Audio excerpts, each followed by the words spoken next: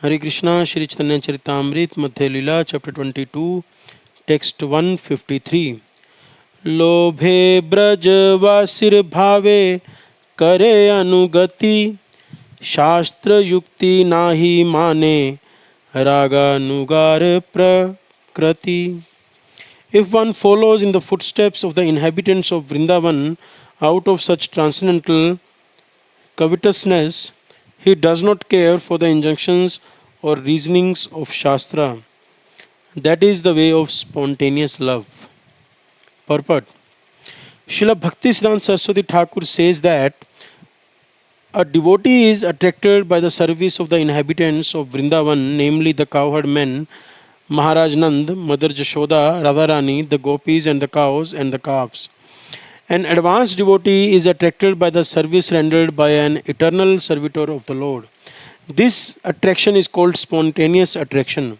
Technically, it is called Swarupa Upalabdhi. This stage is not achieved in the beginning. In the beginning, one has to render service strictly according to the regulatory principles set forth by the revealed scriptures and the spiritual master. By continuously rendering service through the process of Vaidhi Bhakti, one's natural inclination is gradually awakened. That is called spontaneous attraction or Raganuga Bhakti. An advanced devotee situated on the platform of spontaneity is already very expert in Shastric instructions, logic, and argument. When he comes to the point of eternal love for Krishna, no one can deviate him from that position, neither by argument nor by Shastric evidence. An advanced devotee has realized his eternal relationship with the Lord, and consequently he does not accept the logic and arguments of others.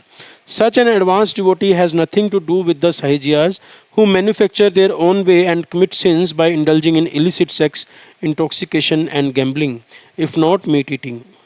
Sometimes the Sahajiyas imitate advanced devotees and live in their own whimsical way, avoiding the principles set down in the revealed scriptures.